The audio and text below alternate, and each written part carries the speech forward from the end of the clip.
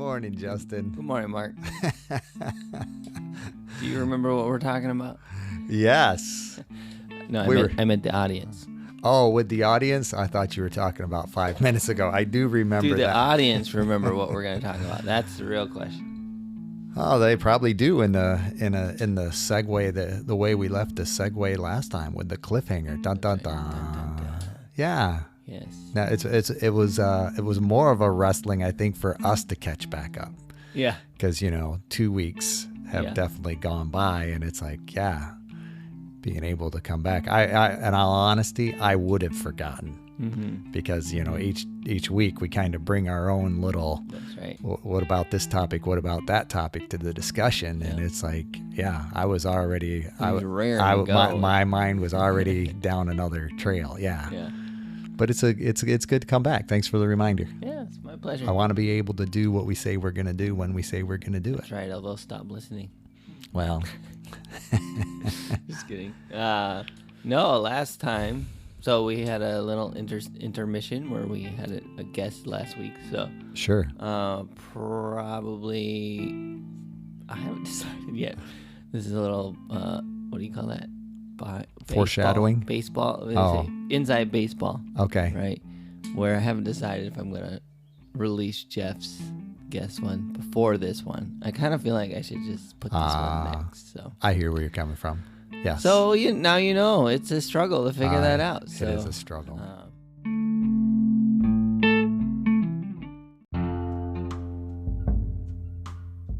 Welcome to How I See It with me, Mark Pratt, and Justin Sternberg. This is a podcast that works to counter cultural polarization through thoughtful conversations. Anyway. Last time we talked about codependency. Sure. And we kind of referenced the fact that it's a big subject, especially if it starts veering into some of the tangential subjects. Sure. We talked quite a bit about the concept of enabling. I think we covered, generally what codependency is as kind of an overarching relational theme. Sure. And then we kind of broke down the two parts of a codependent relationship. Kind of typically there's two pieces to the puzzle there, the two sides to the equation, the codependent and then what we call the addict, but it can be just the other side, right? Sure. That receives the codependent behavior and assumes it. Right. And then we said, well, how do we work through that, right? And how do we deal with that? And we started to talk about boundaries, and then when we started talking about boundaries, I said, wait, Mark, that'll be good for next week. And you started to say something good, and I interrupted you. Every time you talk, Mark, I'm like, this is good stuff. Yes. I haven't had my quiet time kombucha yet. Though. Yeah, that's right. I saw that. That was good. Nice little segue there, or nice little intro, I should say. Yeah. I was hoping you were going to bring me some, but oh, you know what, folks, I didn't. I drank it all. I drank my quota during quiet time. That's right. Good choice. So, what do you think, Mark? Yeah, boundaries. What do you think about boundaries? Oh, there's a lot that I tend to think about boundaries. I can honestly admit that even though I wanted to do a different topic for the morning. You're still sour about it. No, I'm not. I'm realizing how boundaries came into that topic. How I can admit I blew a boundary this week. Uh-oh. And I think that's the reality of it is sometimes we don't realize. I think boundaries are great. I think we need them to have healthy lives, as far as where is the line. But sometimes in the line, we can try to get so close and we might not even necessarily realize when we cross over until someone else may bring that to our attention. Or there's a point where circumstances come into play. I wasn't necessarily, I can be tired, I can be hungry, those kind of things that kind of factor into the situation. And I think that's what makes it difficult. And that's where the part where I mentioned last time, Lizzie and I were talking about our formulas. Yes. Our desire for formulas. Because if I do this and I do this and I do this, then boom, this is what happens. And I don't think life is typically that way. It's not formulaic. Yeah. Love the Lord your God, love others, those kind of things. That's what God talks with us. Keep him first. Okay. Well, what does it mean to keep him first? Does that mean I have to have the first hour of my day spent with him? Well, maybe for some people, but not for others. You follow me? What does it mean to love other people? And Lizzie and I were having the discussion because she had to write a paper that was based on what they were referring to as two books. And, it was defining the books of science, because science wants to prove something and it's got to be, attainable. It's got to be measurable, all that, and and scripture. So how does a scientist, hold on to their spirituality, if you will, and yet still value science?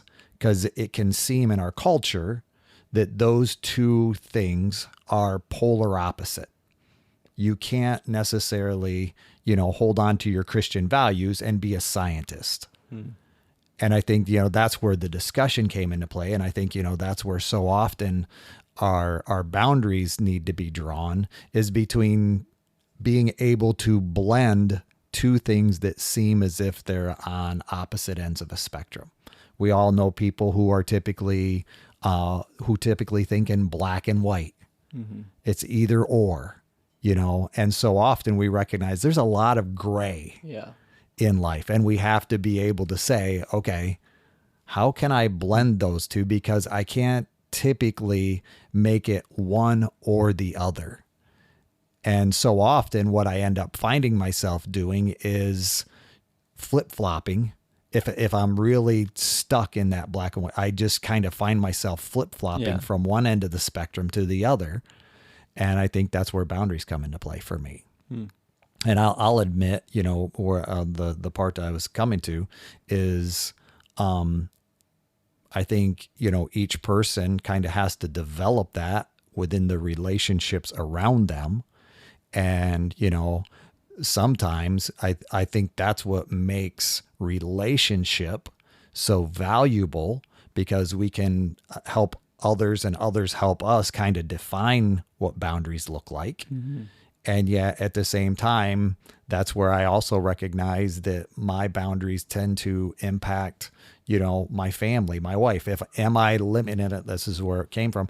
Am I doing a sufficient job of limiting my work from coming into my family time, or, our Chris and my couple time, to be able to say, okay, there's a point where, I can work very hard for a season, maybe, but yet when does that season end? Where is the boundary to where this is circumstantial? We'll do it this long, but then we're going to cut that day. We're going to start cutting the time back as far as how much I'm working, even if it's a seasonal thing. Because if we don't have boundaries, we just continue to press that envelope. And, 10-hour days turn into 12-hour days. And, we kind of flow with the river. If the river's flowing upstream, to where, like you said, okay, this just extends to I'm working more and more and more and more. And, or it can go the other way too, where it's like I'm caring less and less and less about my job and, risking losing a job or whatever. Like it can go, butt tip if we don't, make course corrections. Yeah, it's interesting. And I think from my perspective too, I think our priorities are reflected in our boundaries. I can't say that something is important to me, and therefore not allow any time for that in my day. To where if my family is important, I'm going to establish boundaries around that. My relationship with Chris, my relationship with God, kind of working. It's like I'm taking that into context of being able to say, okay, how much time am I spending in both? because I believe, our lives are finite.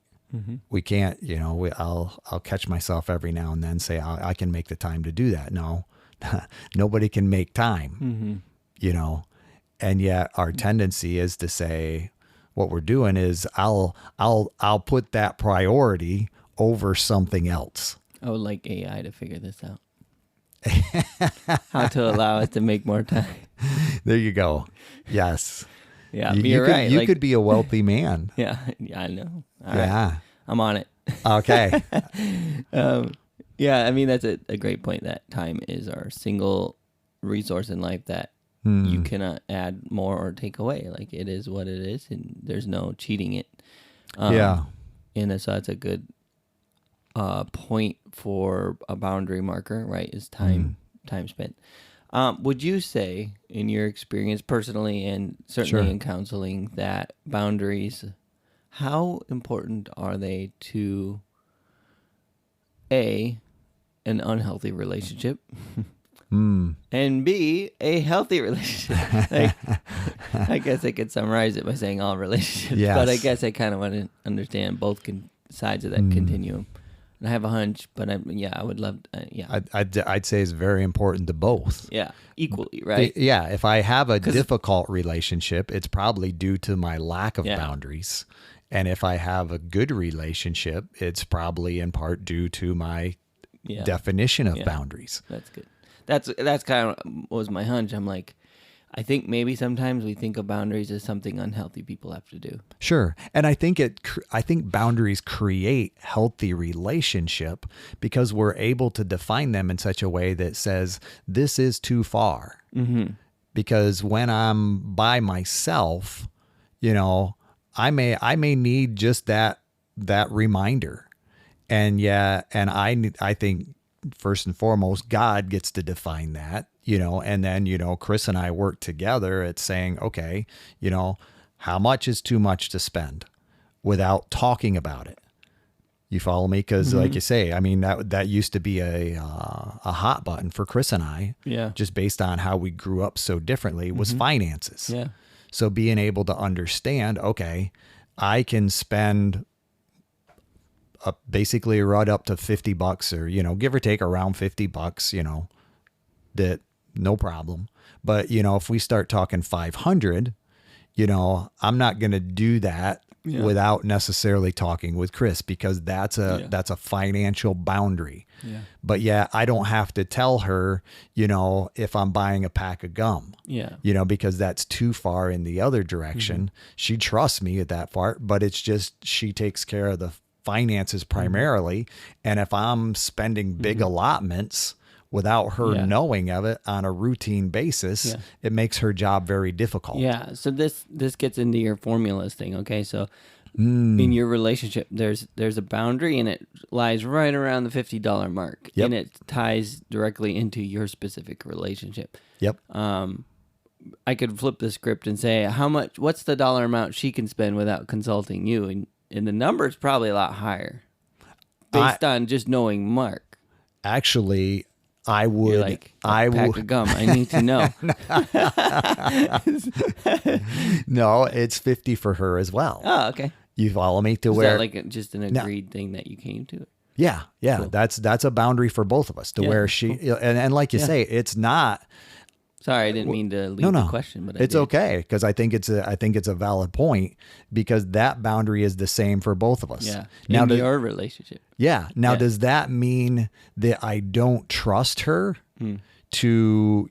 She's in charge of finances. Right. Now, if she needs to spend $2,000, I'm really fine with that. Yeah, because you trust that she knows. Because she knows what's going on. Exactly. Yeah. And yet, I would be surprised if she were to do that without saying anything to me. It would come as a surprise this at this point in our relationship if she were to do that.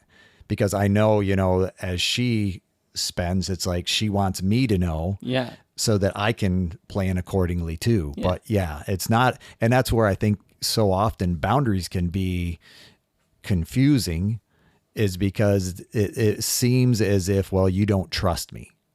Oh, yeah. You follow me? Yeah. But yet at the same time, what it comes down to is there is a healthy understanding, if you will, that says, okay, if this is going to happen, we're going to have a discussion about it. And I think that's the difference, between healthy, because if in an unhealthy relationship, well, you don't trust me, I should be able to do whatever I want to do. Yeah. Well, all we're really doing is creating reactivity around trust. Right. Because don't tell me what I can't do, that kind of thing. Yep. But, and that's where, relationships get difficult. Yeah. And again, it's the formula thing doesn't work if you try to apply it to boundaries. Like, oh, Mark's and Chris is $50. So yeah, I really like that. I'm going to tell my spouse this is what we have to do. And it might be a good, I'm not, that's a perfectly great guideline. And I think here's the thing, if any couple agreed, this is that boundary, this is where we want to do it, then it'll work just great. It's more about kind of figuring out the formula for your marriage. And the reason the leading question I asked you is because I think the amount I spend versus the amount Megan would spend, like her caring what I spend, she cares more than what I care about her spending, because like you said, she does the finances and I just kind of trust that. And I don't even check the bank. So I wouldn't really necessarily know, and that so far works for us, works great. We don't have an agreed amount or whatever, but I definitely know when I went over it. How did you find that out, Justin? No, actually we're like you and Chris in the sense that we communicate most of the time when there's any kind of significant expense. So it's not, but definitely learned it by, probably making some assumptions early on in marriage. But honestly, I can't remember a specific, but I just know, you come to that through learning. But, well, I have a specific, I'll be honest with you. It was $51 something. No, it was $125 something. Yeah. That's how three times the 50. Yes. Yeah. And that's where the 50 came from, or started to come from, because this is what made it a hot topic. This is going back to unhealthy Mark and Chris on finances. I would early on, I would bring home, all that I made. But, if somebody gave me some cash or something, that was kind of mine as I saw it back then. Right, okay. Right. And so that was available. That was kind of a slush fund, if you will, Yeah. So I had my little. Keep it in the Cayman Islands? Or? No, I could keep it in my pocket for the most part. It wasn't that much. But at the same time, I wanted a shotgun reloader, a shotgun shell reloader. And I got to that point, $125. I, purchased it, paid for it, and it's like, Chris eventually found it in a closet, it's like, what's this and how much? And, and I really had to, it wasn't that she was out of line for asking all those questions, but I also recognized how that broke a trust to a certain degree. Not that we had that boundary in play, but it's like, how can you can have your funds and, that kind of thing. So, So that was an unhealthy aspect for us. So now establishing a boundary that says, okay, I'm not spending this. And it doesn't matter what it's necessarily on. It can, for job, for the house, it's just communicating that. So that's a great segue into kind of how do you get to where you establish a boundary, and this is the sticky point. This is where a lot of people run into trouble, is they don't realize that often boundary, because again, there's not a formula to say, hey, when X happened, XYZ level is reached, go into negotiation mode, build a boundary, and continue forward, right? Like, there's no formula for that. So how do we usually find out a boundary is needed? We usually find out about it through conflict. In crossing over whatever that boundary, unspoken boundaries, right? So that's what happened with the shotgun reloader. It's like, there wasn't a spoken boundary, but there certainly was, an implicit or implied or expectation. Yeah, expectation's a good word for that. Because I think I don't think it's a boundary until those expectations are communicated. So So this gets to my point, which is how do you get to a boundary? Well, you usually cross over, or there's a conflict, like you said, and Sure. there needs to be a conversation. Yeah. And that conversation is about assessing need, about communicating needs, communicating expectations, and figuring out how to move forward. Now, the reason I say it's a sticking point is because a lot of times, especially in immature relationships, that conversation can be seen as like a relationship ending conversation. Like you don't trust me. Sure. You want me to be somebody I'm not. Yeah. Right? Like that's a pretty common thing. Like you want me to be someone who just reports to you every time I spend money on a pack of gum, and I'm never going to be that person. You want me to be someone I'm not, right? It can quickly go that direction. Sure. Especially if there's not already patterns of relational health in a couple, right? Or two people in a relationship, sure. Right? And so it can quickly divulge into that kind of thing. But the way I see it is, a real relationship is born out of those conversations, and when you start to realize where the boundaries need to be and you start to establish them, and then you're able to move forward with proper boundaries in place and also learn how to build boundaries in a relationship. Sure. Like that is key to a healthy relationship, is not just building a relationship, but learning that process is necessary probably throughout the life of the relationship as more expectations are surfaced, or Sure. implied expectation, those things kind of surface, and to be able to have a conversation, say like, I think this is something you've mentioned before. Help me understand, or you can come to those conversations. Help me understand how the shotgun reloader showed up in this closet. Sure. That kind of thing. And again, I think the more you're able to work through those things, the better the easier it becomes to build boundaries in those places and be able to say, hey, this worked last time. Let's talk about it for this thing, Yeah. What are your thoughts on Oh, all no, that? I was actually coming back to that. And I think you bring up a great point. From my perspective, it made sense to be able to do that. But yet I'm going to admit now, okay, I should have been able to talk with Chris about that, because I would admit that there was a part of me that says I can do this on the sly. Yeah. And I think that's where that's when I start to think, and I think this is maybe part of the formula as we're talking through, when I start to think that it won't matter or they don't need to know, I'm probably crossing over a boundary. Yeah, that's good.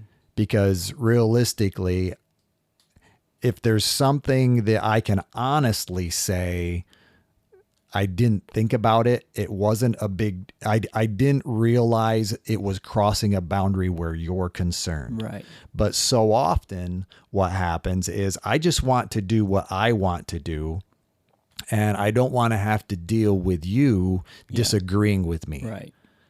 And that's, or like have to make a case. yes, Yeah.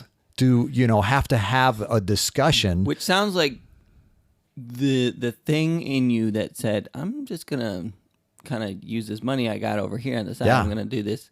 Not necessarily consult her, because I kind of want to avoid that conflict. Yes. Means that there was also some boundaries that need to be established from your side. It wasn't just Chris needing to build a boundary with you about, hey, there needs to be a limit to them. But also there needs to be a boundary on your side and be like, hey, I shouldn't be trying, this is what you're saying, I shouldn't be right? deceptive. Right. I shouldn't be trying to avoid a conversation with Chris about spending. I should want that conversation. Yep. And if I don't, there's something going on in the relationship that needs some boundaries, that needs some improvement. But instead it went the other way. And, I did my own thing. Yeah, and the boundary had to be created regardless. But and I think to your point too, when you were talking about being able to do that within a relationship, and granted, I would say you and I need boundaries just like every romantic relationship, friend relationship, business relationship, all need boundaries. In other words, that's why we define a work day. Yeah. Yes. in most Yeah. places, Yeah, because boundaries can sound confining or scary or whatever, but Sure. you operate by boundaries. We operate Yeah. by boundaries all the time. Everyone does, yeah. Whether you like if I just mention certain if you don't, dates. if you choose not to operate boundaries, eventually you'll operate by the boundaries of jail cell. Sure. Bars. Yeah. I mean, January 1st, it's typically a New Year boundary, For you, Mark. That's your truth. Yes, but you know what I'm saying. There's different, we operate with them in our lives in an unspoken manner, and we have no issue with it most of the time. That a year is defined in such a way. But coming back to what I wanted to say,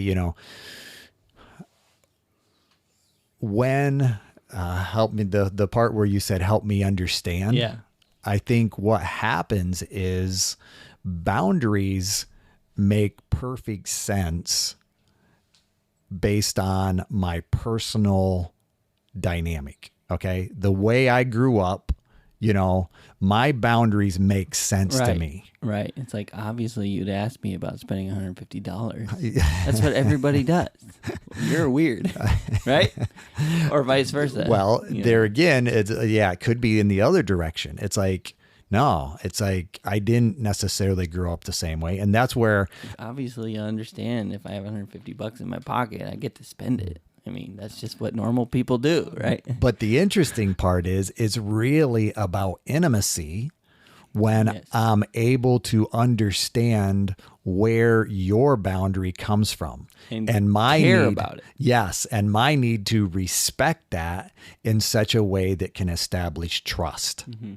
Because if I'm just saying your boundary doesn't matter, okay, and granted, I understand, Chris's, I think we mentioned it even in Wives, but Chris's father grew up in industry. He had lost his job a couple times. They had had to move. So there were times where I realized she didn't necessarily know where the next paycheck may be coming from.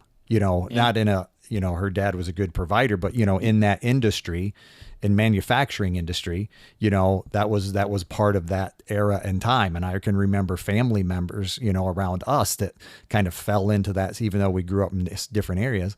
And yet my father did the same job, from the time I was born until, he retired from that job. I think he had like 50 or 60 years in type, 50 years type. I remember, to where that my perspective, money in the bank, was different. Yeah. Completely different. Yeah. And I realized how what I did was basically a trust violation.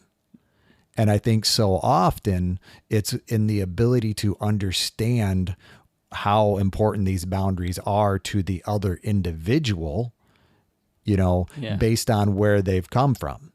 And I think, I'll run into that so often with, people who have never experienced abuse have a hard time recognizing where these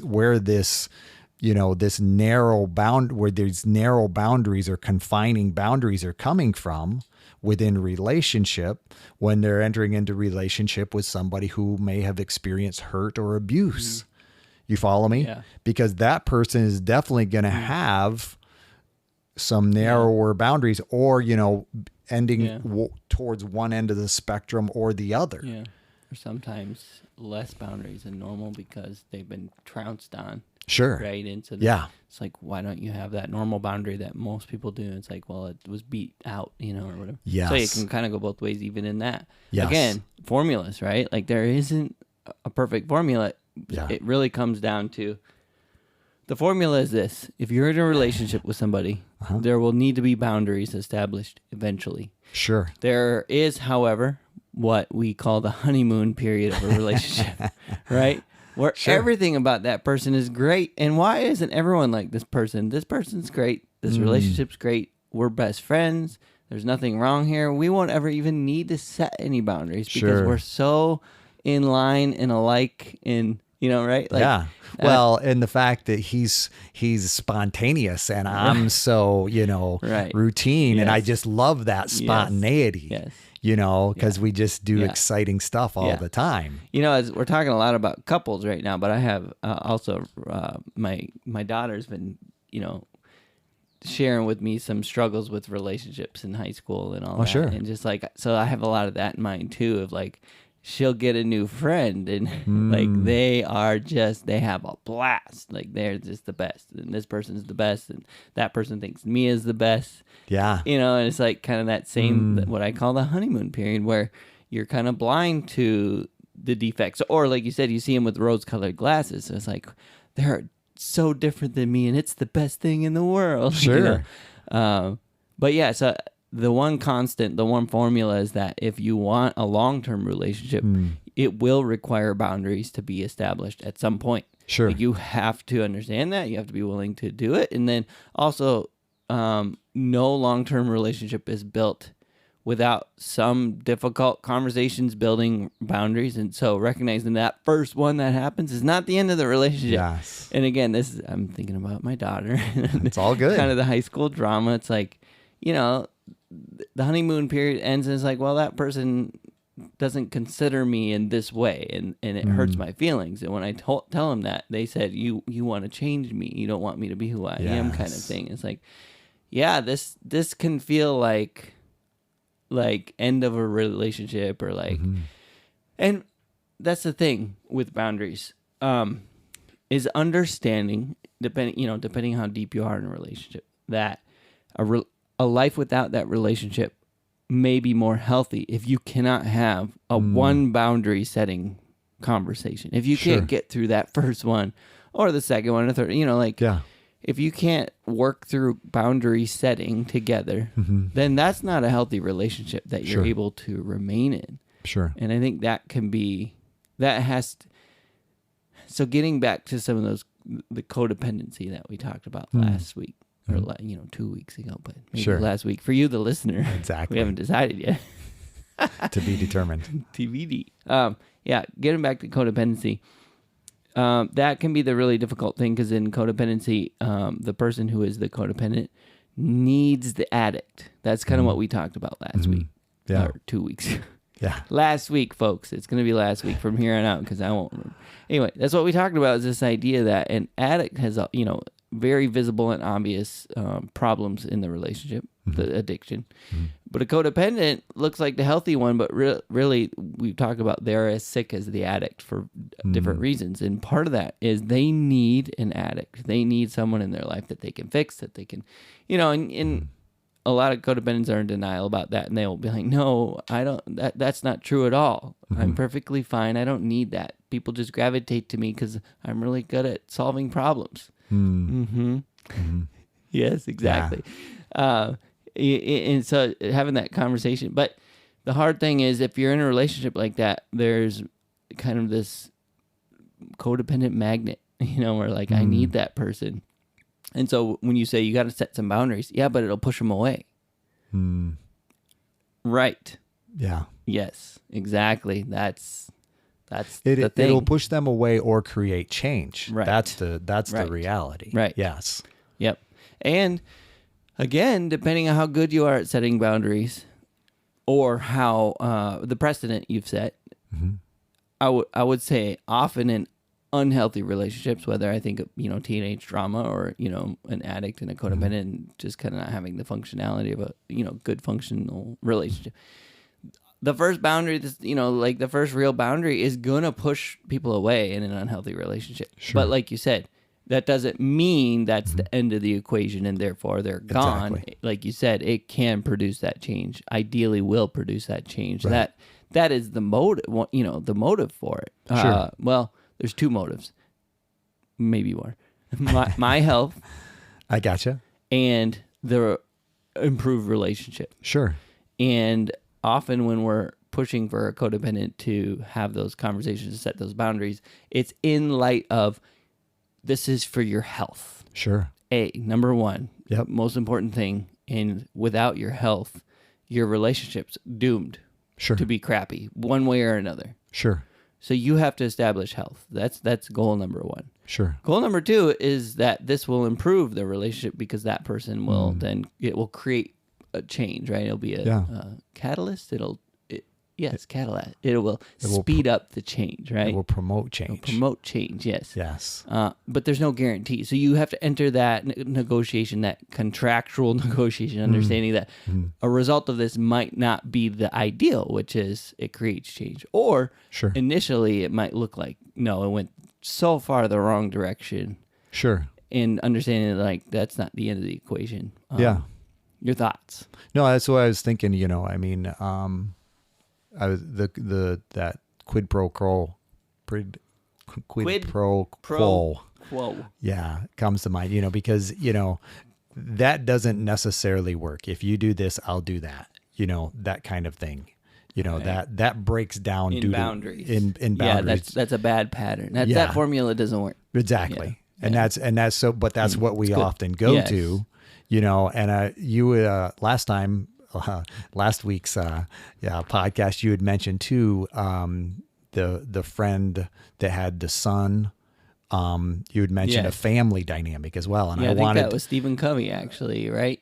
Maybe. I thought you were talking with a family and you were trying to, their son was an addict, and there again, that's where that same dynamic comes into play, because so often it's difficult to establish that boundary that says, no, we're not going to do that anymore for you. You follow me? That's a boundary.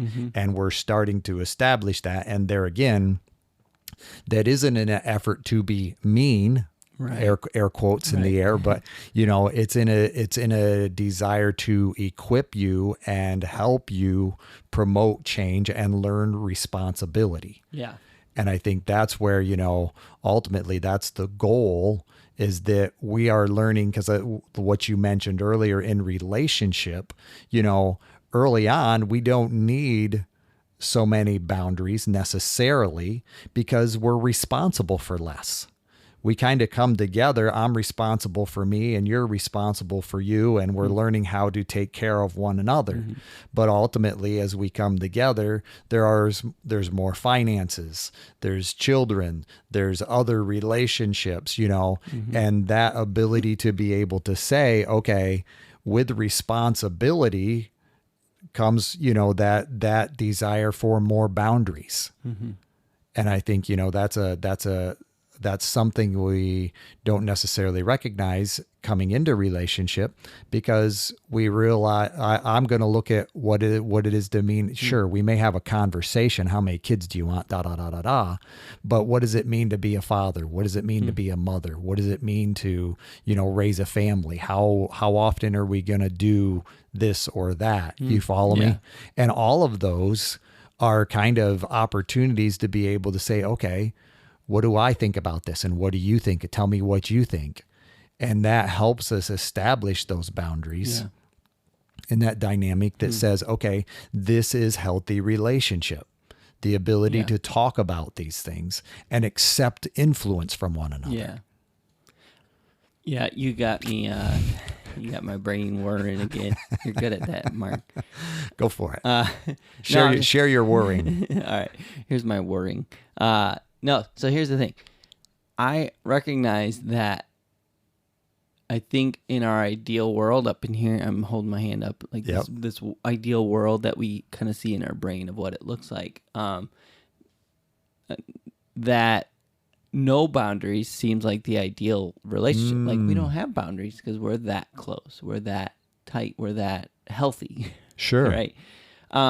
And the idea of boundaries sounds like, well, that sounds like you guys have some, problems that you're just accounting for or compensating for, right? Sure. The problem is, that vision that you might see, like if that's kind of your vision of the ideal relationship, is there's no boundaries. We're just that we just know each other so well. We never step on each other's toes, all that kind of thing.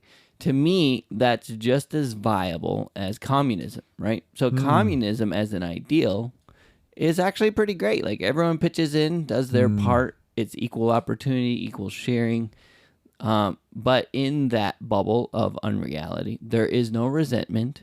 There is no, there's always ambition, despite, the result being the same as the next guy, right? Sure. So my ambition's the same, whether whether I get the, a bigger opportunity out of my ambition or not, I'm going to be just as ambitious. Like Sure. in that bubble, there's a lot of things we just kind of assume are there, right? Sure. Like, and so to me, again, it's not reality.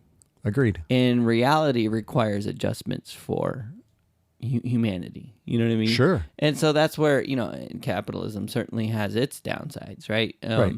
But, the way that the United States of America was established was saying, you know what? We understand reality represents a lot of bad characteristics in people, and so we want to build a government that kind of has as many checks and balances as we can imagine. Like, let's just figure out all the ways we can add a check and a balance, and let's inject it. So let's have 3 branches. Let's have this one be able to negate this one's ability here, and this one's ability, the ability to negate this. And then, you know what else? Let's make sure that they are accountable to the people that are ruling, and we'll do that by da-da-da-da, right? Yeah. And so they just figured out, like, the reality is humanity is pretty messed up, so we need to build a system that accounts for that as best as possible.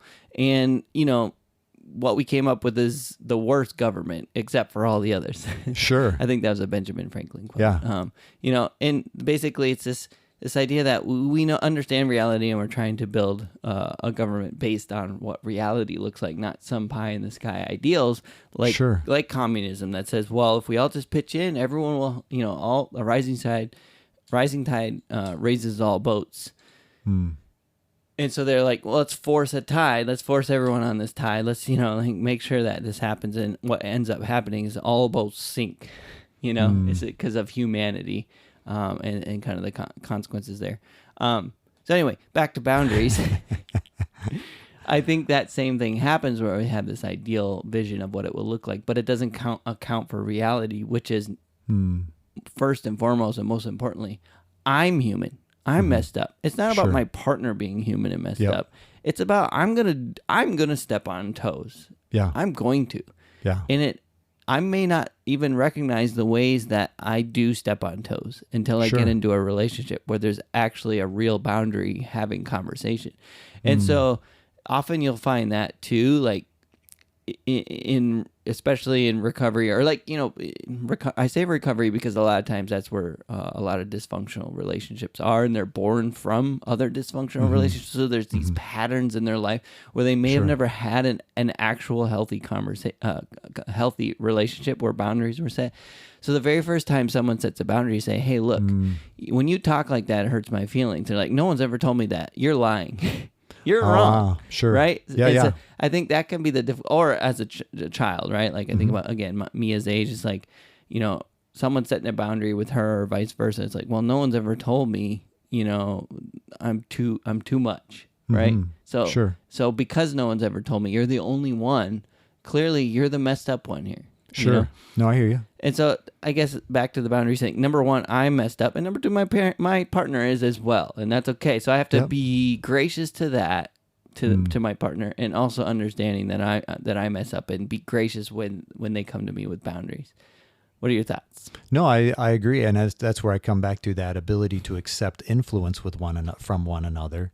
Is that part that basically says, okay, yeah, we can definitely work this through, or we can't, based on you're not understanding where I'm coming from, based on how important this boundary is to me. Yeah.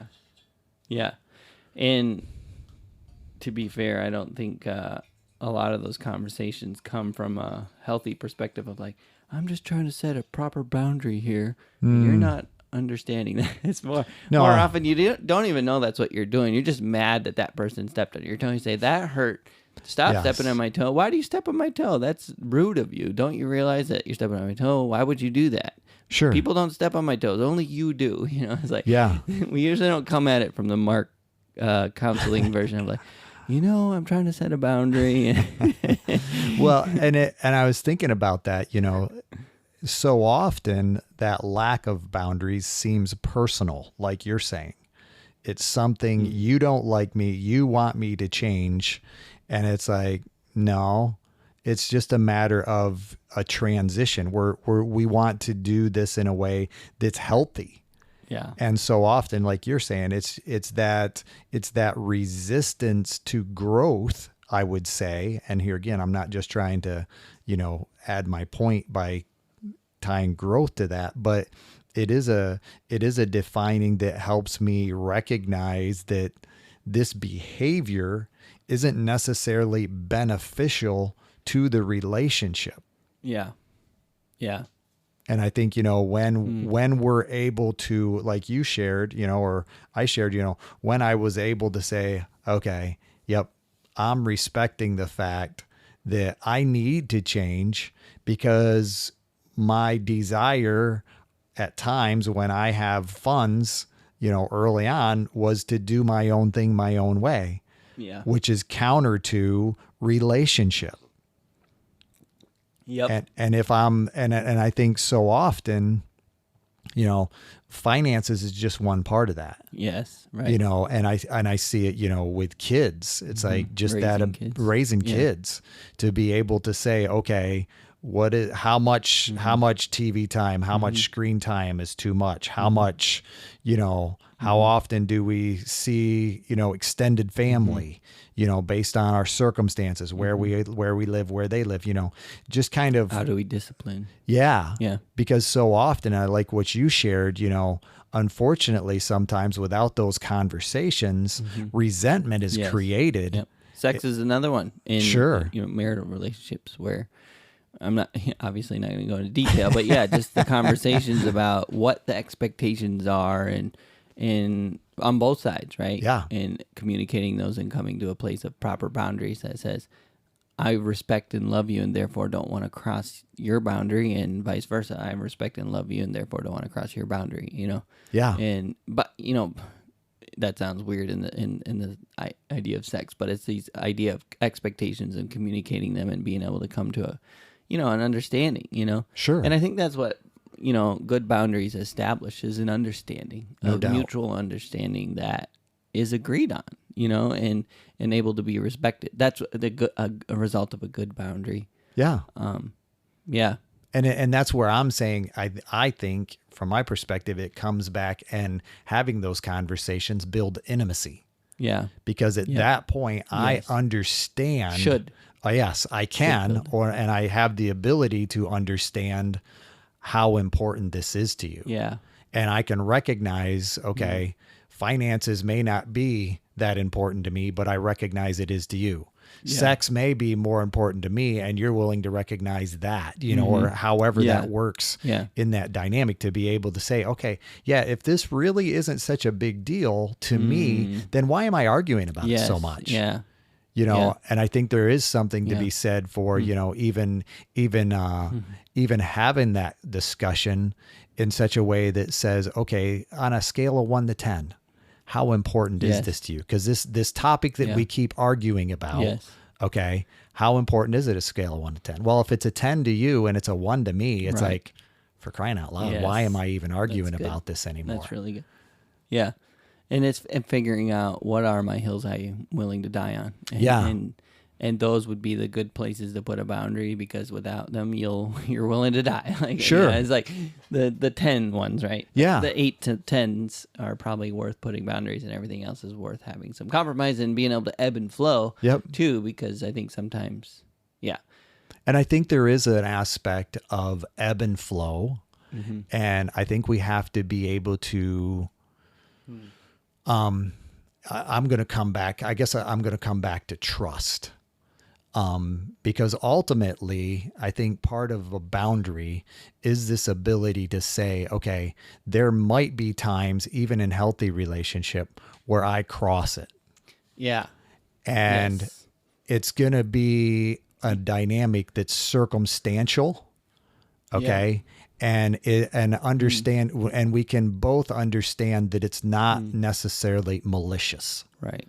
And we're going to be able to look at a pattern. We're going to be able to look back and say, okay, is this something that's been occurring all along? Right. Or is this something that is circumstantial, that just happened in a moment, and I'm willing to say, yep, that happened in a Yeah. moment. Because the part that I started with, it's like my answer in the phone call. I answered a phone call at like 10 o'clock at night, and I didn't limit my work boundaries. And at the same time, it was one of those things. I had just picked up my phone to Google something in a conversation, and that was the moment that my phone rang. Yeah. So my thumb just kind of went. Impulsively. Yeah. Yeah. And that's Yeah. not justification. No, yeah, It's but- just a circumstance that basically says that's kind of what happened. And I didn't stop, my fault. Right. I didn't stop to think about this is a boundary violation. Right. Right. That kind of thing, Right. to be able to say, yeah, I can let it go to voicemail. Right. But yet in my hand, it was like, and it's like, oh, this person, but I recognize, in hindsight and, through conversation, it's like, I need to, have that boundary established. And most times I would, it was just that circumstantial. And I think, my example is a poor one in the context of such a limited time. But I think, there are aspects where health issues come into play. Okay. Can I do, in other words, if I'm typically responsible and, and timely and motivated and helpful. Okay. And suddenly something happens to me physically. Okay. Say, I have a heart condition or whatever, and I have to have surgery. So therefore I go into surgery, and I come out, I'm going to need some time. I'm not going to come out of surgery and be firing all cylinders. And firing on all. And I think that is just as tough on boundaries sometimes because we get so used to you doing what you do to combine with what I do to combine. And now you're no longer doing what you did. Yeah. And being able to recognize. We need contract negotiation. Yes, but being able to recognize, okay, this is circumstantial. Yeah. And I think that's where even margin comes into play, which is maybe a separate topic, but that we've talked about it, that margin to be able to say, okay, are we operating so close to the edge of the boundary that if something changes, we automatically cross over? Yeah, that's good. And I think, that's where the boundary, because I think boundaries, okay, are healthy. That phone just crossed my boundary. Hopefully that was your boundary crossing, not mine. No, actually, it might have been this. That's all right too. Sorry. But I think that's where boundaries come into play because we need to be able to set them a little further in than we talked about at the end of last session, than the edge of the cliff. Yeah. If our boundary's right at the edge of the cliff and suddenly you have to go or I have to go in for surgery. I trip. You trip. Our finances change. Yeah. Okay. Then we're automatically over the cliff. Yeah.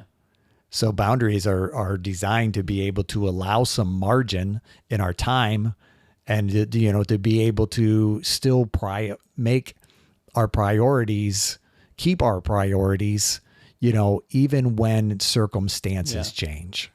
Yeah, and the difficult part is figuring out where grace ends and codependence starts. So, interdependence even. Yeah, but you get where I'm going with that in the sense that, let's say that person has surgery and whatever, and there needs to be grace there to say they can't, deliver in the ways that kind of our relational contract was kind of sorted out. Like you do your things, I do my things, and we contribute and we bring to the table this kind of equal provision in different ways. And now you can't because of surgery. Well, what can be difficult is reversion, right? So in that situation, maybe you had worked to establish some boundaries about who provides and how and all that kind of stuff, and it was hard won, and you got to a place of a pattern that was healthy for your family, and then this surgery happened, and some reversion occurs, and it can happen on both sides, where as the person who went through surgery, maybe I revert back to watching more TV like I used to. But, I have an excuse to, because what else am I going to do? I can't walk very good or whatever it is. Sure. And the other side could revert to that resentment of like, I can't stand when he sits around and, and he's not being productive. Here I am cleaning the house or whatever. And so there can be some reversion that happens there. In this circumstantial thing, it's so important to have grace and to have understanding on both parts to say, hey, this looks like a previous pattern and it isn't necessarily. Sure. Number one. And number two, there can be real reversion of like, okay, my leg's better, but I'm back into my pattern of watching too much TV and not helping out around the house or whatever that boundary breaking is, which gets to, number one, boundaries are hard to set. Number two, they're hard to keep. So once you establish a boundary, it can reset the relationship on a new norm, and that's amazing. That's great. Growth. Yeah, that's growth. Exactly. Yeah.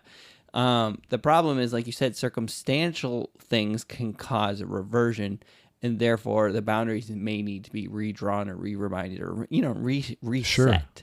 Sure. And that can be harder than the initial setting. No doubt. Because now you had the resentment built up of like, I thought we got here. I thought we established this, and like, or even gaslighting of like, my leg's injured and it's not my fault. I can't whatever. And it's like, well, is it still hurting or could you help around the house? That kind of thing. Like there can be all kinds of relational dynamics that can cause that reversion.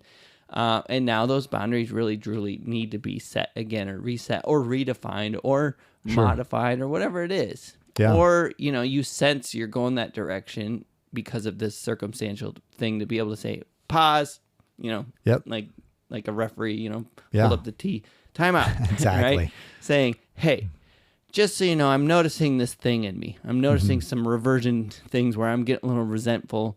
And I just want you to know, I know you. I don't expect you to help out, but I feel like I'm expecting that, and I don't want that. So let's just have a conversation about, hey, once you're able to be healthy, let's figure out how we can get back to our normal situation. But for right now, I want to make sure you know that I want you to be healthy. I want you, your leg to heal, whatever that situation is, right? Right. Be able to have a conversation kind of pre-blow up is ideal. But what are your thoughts on I know we're getting real close to time. Okay. And feel free to share your thoughts, or if you'd like to pause and we can continue this again. No, I'm happy to do that. I think you bring up a great point too. And I'll kind of, not that I'm closing with this thought, but just to be able to say, the systems that we operate in resist change. Yeah. It's called homeostasis. It's basically like milk. Think about milk. Milk desires to have the cream float to the top and the milk, and homogeneous milk keeps it all together. In other words, there's no separation. And reality is that our systems desire to operate in that same likeness, the way they've always done. So change, the system itself will resist healthy change.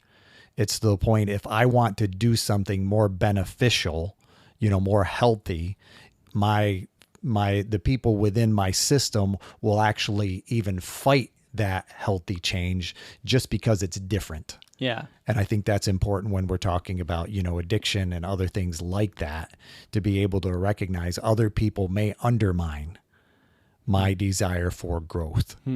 But it doesn't mean, just because it's more comfortable doesn't mean it's healthy. Yeah. And I think that's where conversations come into play, because so often I think it comes down to, this is going to be a difficult conversation. Yes. So let's just not talk about it. Right.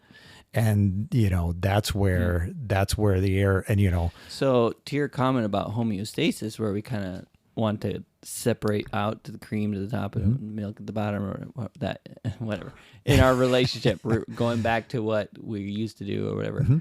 I think that's even not taking into account the law of entropy. So entropy is everything moves from orderly to disorderly, from not chaos to chaos. That's a universal law of the universe, right? Yep. And so even in that situation where we go back to our norm, that's also going to become more chaotic because now there's those expectations. So it's not just you go back to the way it was and it's like, all right, fine. It's like, no, it gets worse. I hear you. You know, the entropy kicks in and it becomes more chaotic because now not only are we reverting to the way it used to be, but there's also the resentment that's building up and those kinds of things. And so it's not, I guess what I'm saying is it's not just like kind of going back to a neutral place and it's well, we could be growing, but now we're just kind of static. No, I it's hear like you. It likely will continue to in a less healthy direction. Yeah. Yes. Yeah. No, I agree with you. So yeah. Any other thoughts you'd like to share? There's one thing that I think I don't know if there's time for, but in the context of codependency and specifically in recovery from codependency, because I know a lot of friends who have worked through that. Even my own wife would you know share about her journey in that, how the initial learning of boundaries tends to be very prickly. No doubt.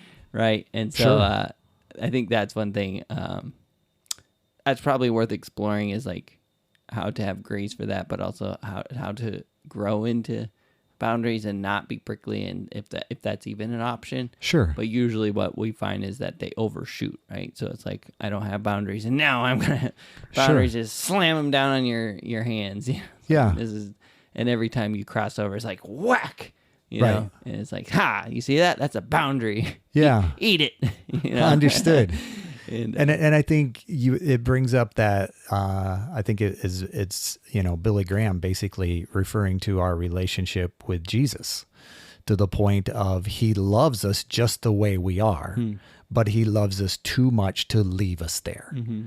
And I think that prickliness is that love that says, I love you, but I love you too much to see this pattern and cycle continue.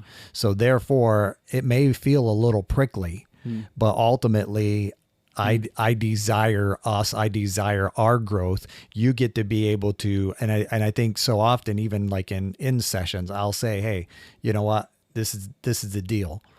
When you guys come to me as a couple, I see the relationship as my client. So if that means I have to step on your toes, I'm going to step on your toes for the sake of the, you know, because anything that I hear or see, I'm going to view that through the health of the relationship. Yeah. So yes, there's going to be things that you do that are counter to a relationship. There's going to be things that I do that are counter to relationship. And we need to be able to challenge those. And it's going to feel prickly at times. Yeah. But I'm letting you know ahead of time that when that prick comes, it's just to be able to recognize, okay, I see how that's not healthy where our relationship is concerned. And it's with the intention of movement. Yes. To a healthier place. I think too, like back to what I was saying about there's two goals to learning boundaries. One is my health. Sure. And then secondarily is your health. And I think especially in recovery, we talk about, you know, you can't have a healthy relationship till you learn health in your personal health. And so I would almost counter what you're saying to where it's not very often that they're saying this is for the benefit of the relationship. It's very often in that first step learning of like, oh yeah, I can't have any healthy relationships till I start learning how to have boundaries. And so it healthy me, healthy us. Yeah. It often comes from I think that is the long-term goal and that is it, but it doesn't come across that way often. It's kind of like, you know, building a wall around me that says, look, I got boundaries and you're going to deal with them whether you like it or not, because I'm learning how to be healthy for myself. And again, for me, I understand that as a very important progression for someone who's working through learning codependence. I think there's, like I said, there's just two sides of that I would want to encourage someone learning that, like, to remember people can be hurt by those boundaries slamming. Sure. And that hurt isn't always bad. I hear you. Yeah. But also just a recognition of it is important. But I guess what I have learned is, like, I think that's a necessary process. Sure. I feel like it's true whenever I see healthy growth in someone working through codependence, is that they often go through this prickly stage. And if I have access to the people around them, And often, like, again, in an addict, I have access to the addict because they're often it's a guy, and we'll have these conversations. I'll say, let him go through this. It sucks. It's hard. I went through it too. Like in other relationships, like this is not fun. And this can't be the new norm. Like, I don't expect you to live with this the rest of your life, but you certainly should right now. Let them learn this. You know they need to learn this. Sure. And anyway. Well, I think what you're describing is a healthy consequence to avoidance.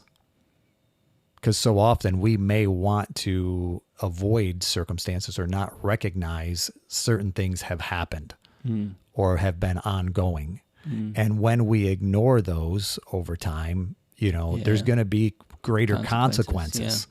And I think, feeling I don't know. It's like, I think, our lives have pain one way or the other. Yeah. If we stay in a relationship, it's going to have pain. If we leave a relationship, it's going to have pain. Yeah. If you work out, you're going to have pain. Yep. If you don't work out, you're going to have the pain. Exactly. Yeah. So, and I think so often our desire is to avoid pain. And it's healthy to be able to recognize I'm not going to avoid pain. You're just deferring. I'm deferring. To a bigger version. Yes. Yeah. And so I think so often in that dynamic, when I feel that prickliness, allowing it, like you're saying, is a healthy thing, because that's really just a consequence that now I'm being allowed to feel. And it says, maybe the way that I was doing it isn't as beneficial as I once thought it was. Yeah. Yeah. That's good. So as far as I'm concerned, that's how I see it. Thank you, Mark. Hey, thank you for listening to our podcast. If you like How I See It, please do all the things that podcasts tell you to do. Subscribe, rate, review, follow us, and or talk nicely about us on social media. If you want to reach out, the email is us@howiseeit.click. Yep, I said .click, as in .click. Please tell your friends about this show, and we'll see you on the next one.